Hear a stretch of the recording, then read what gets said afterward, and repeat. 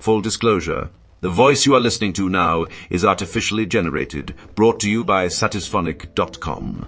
See the link in the description for more details. What started out as an internet rumor that ended up being infamously true? Michael Jackson, writing the music for Sonic 3, he actually did, but was never credited on the game because it would breach his contract with his record label Edit. Great video here, Hatboom. Great video here, Hatboom. He did the same when he appeared on The Simpsons. He appeared under a pseudonym, and the producers said it was an impersonator. Only years later, they confirmed it really was Michael. His singing voice was actually done by an impersonator, Unfortunately, that episode isn't on Disney. I distinctly remember some rumors about the reason why Bruce Willis was taking so many roles in shitty movies before it was announced he has dementia.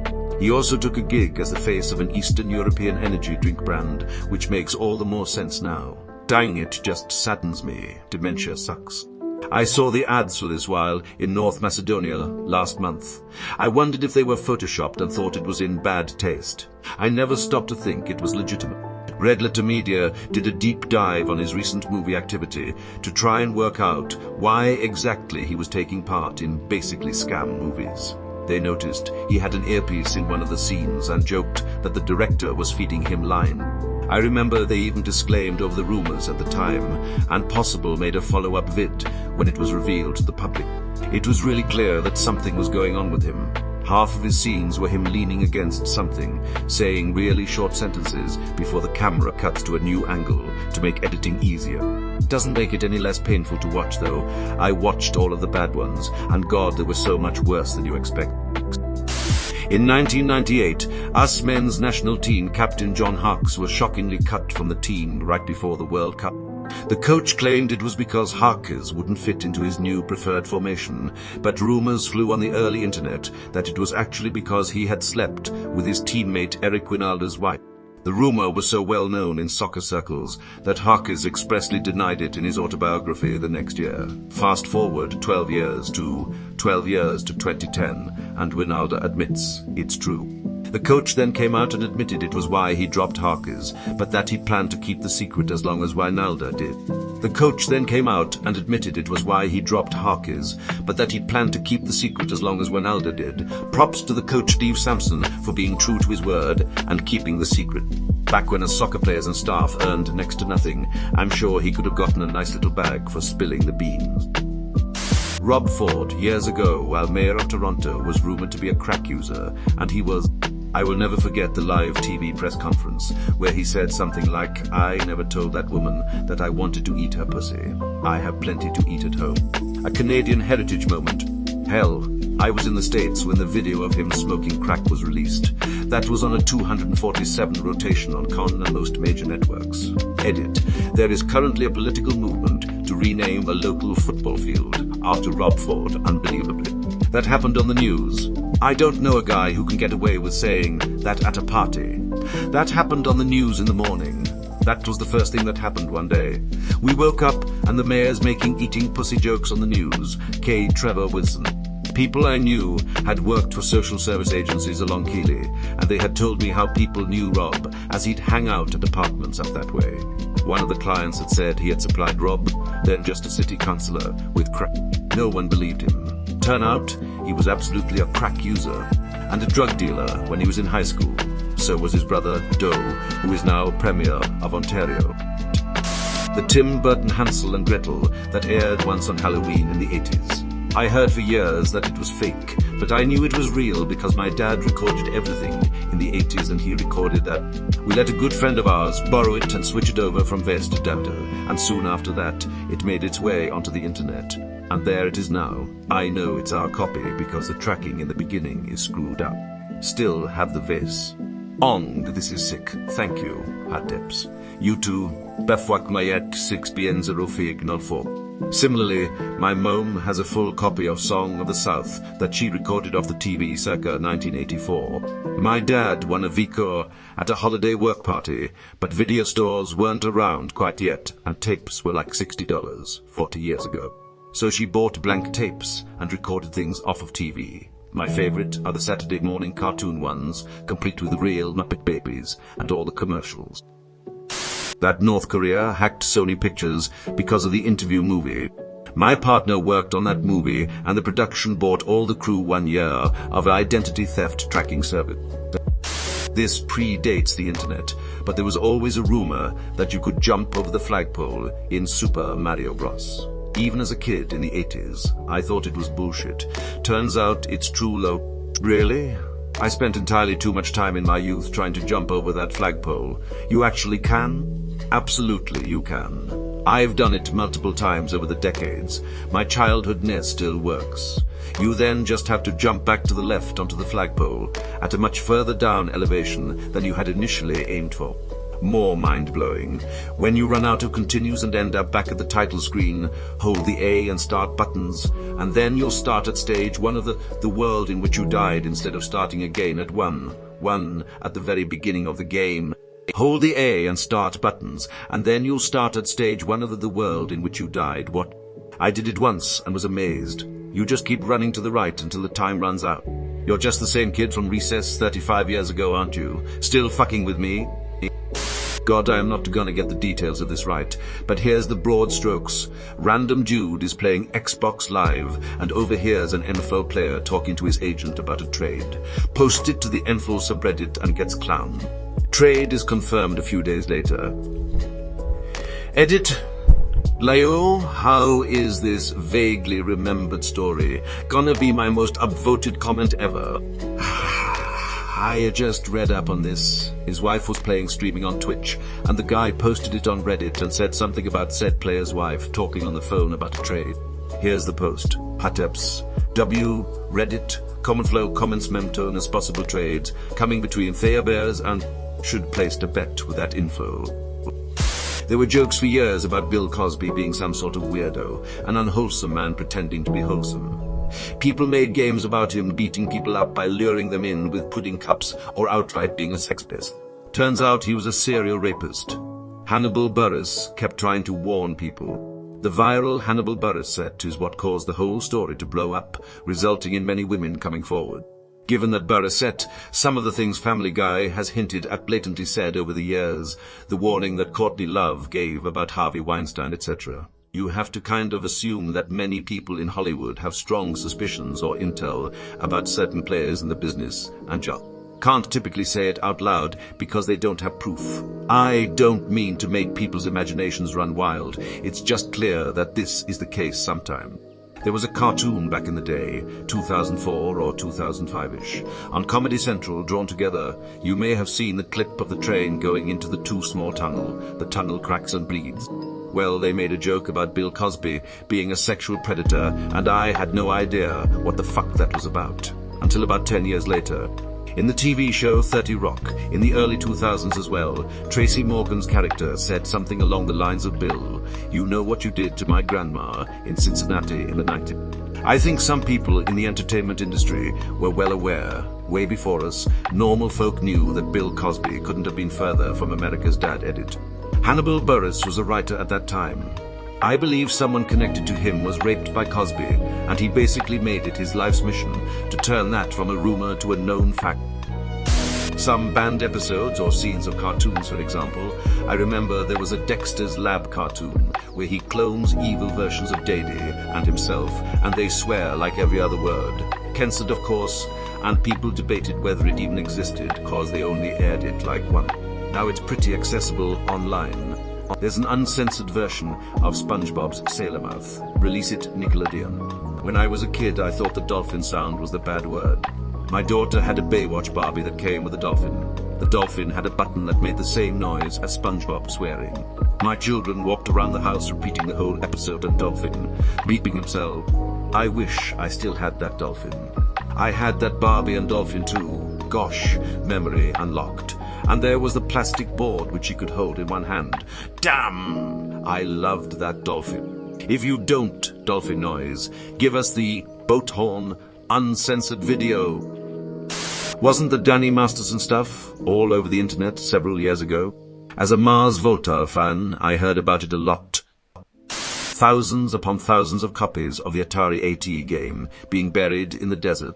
The thing is, though, part of the story is still a myth. It wasn't just E that was buried, and it wasn't because it was bad. There were lots of games in that landfill, including critically acclaimed one. Yeah, I think they found more Pac-Man games than it. I believe the first print run of that game was more units than Atari consoles that existed at the time. I actually own 3 copies of this game. 2 are sealed in original packaging, and 1 I force myself to play for an hour a day for 4 days a year. Every single solstice and equinox. Weird, I know. Are you trying a resurrection spell of some sort? In the Babs days, during the Judas Priest subliminal message trial, there was a rumor that frontman Rob Halford was gay. It was the early 90s, and not too believable at the time. Heck, even George Michael wasn't out yet. But now Halford describes himself as the stately homo of heavy metal. Who could have guessed that the singer of Hell, bent for leather, was gay? Never would have guessed. True story. Early 80s. My grandmother shuffled into our living room, took one look at George Michael, whom my mother and aunts were fawning over, pointed her finger at the TV that was playing the Wake Me Up video, and said with absolute certainty, "That's a homosexual." Certainty. That's a homosexual. It's one of my earliest memories. She didn't elaborate. She just tisked at the TV and her daughters and kept shuffling. She was a decade ahead of the entire world. That you can get Mew in Pokemon Red and Blue by following some incredibly specific and ridiculous set of actions which have nothing to do with catching a Pokemon and make no sense. It was obviously nonsense and could never actually work. And then someone found the Mew glitch, where you go to Route 25 and let the youngster there see you, but you pause the game and fly to Cerulean City on the frame before he comes into view. All your buttons will be disabled, so you go back to the youngster and fight him again for real. Note that he has to walk up to you. If the engagement happens without him walking, it won't work. This restores your controls.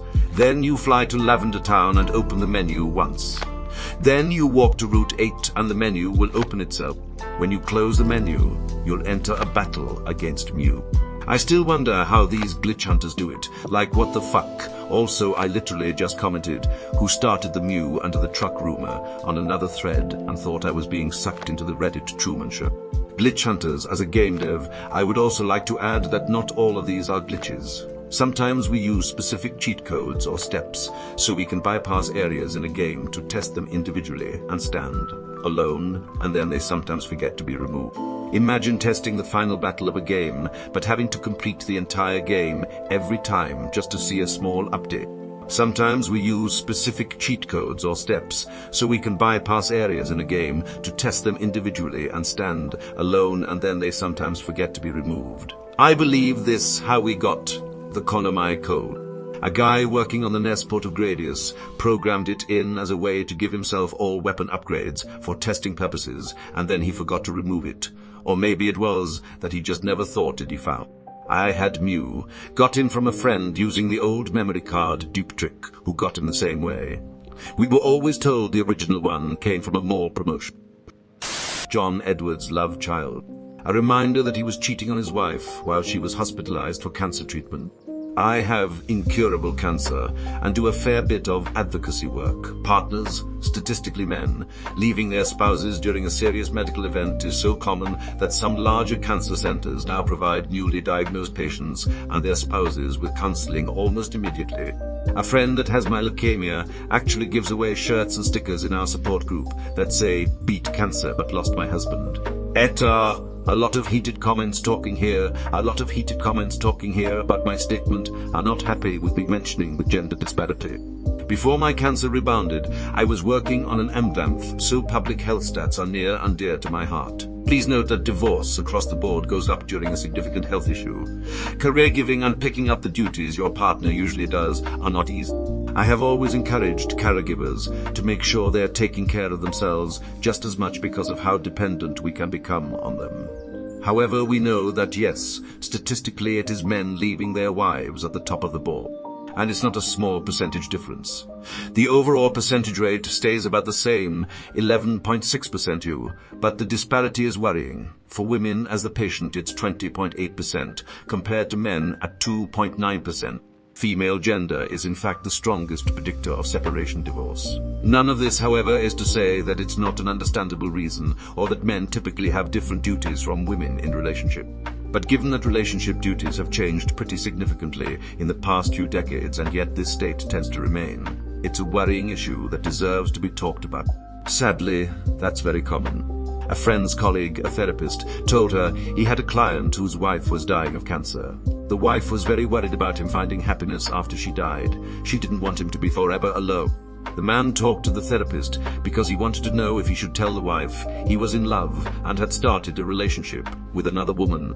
The man thought that it would take a burden off his dying wife's shoulders to know he was having sex with another woman while she lay dying in hospice. Just no, dude! Diddy has had a long history and reputation for his behavior for ages, before everything started hitting the fan. I'm talking decades. The whole Diddy killed Tupac thing is one for me.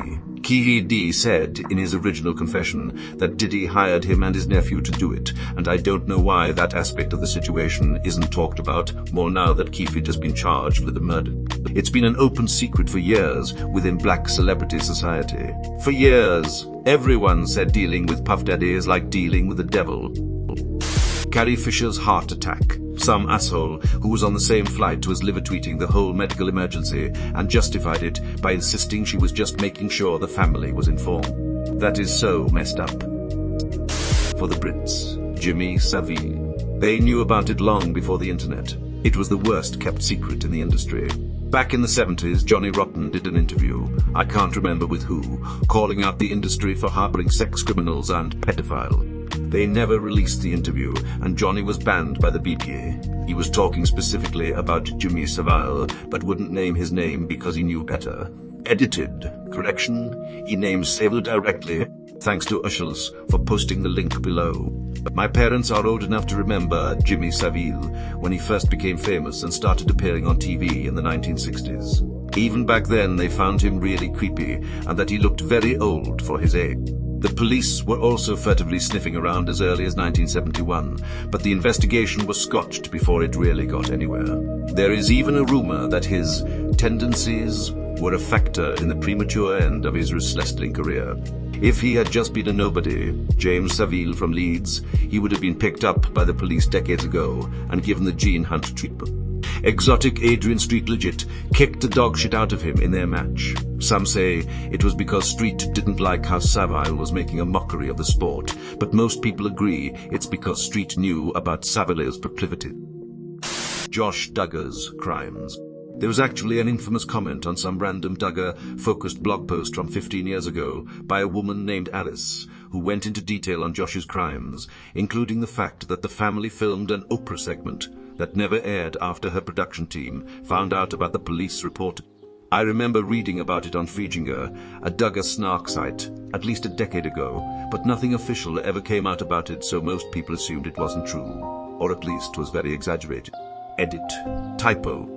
I'm 100% convinced that Alice was Bobby Holt's mother, and that she was the one who called into Oprah when Bobby and her husband wouldn't. Forever I read it Bobby like Kanye, and I can't help it. I heard the lady that started it passed some time ago. Hope she's up there going, I told you so, and feeling vindicated. He got over a decade in jail. If you are that close to Jim Bob that you know about it while he's trying to keep it quiet, it must feel pretty damn good watching him implode while his empire crumbles around him. I remember the sent away to Camp Rumors back on Toop. Josh Duggar was mentioned on some forums not too long after he and his family got their TV show.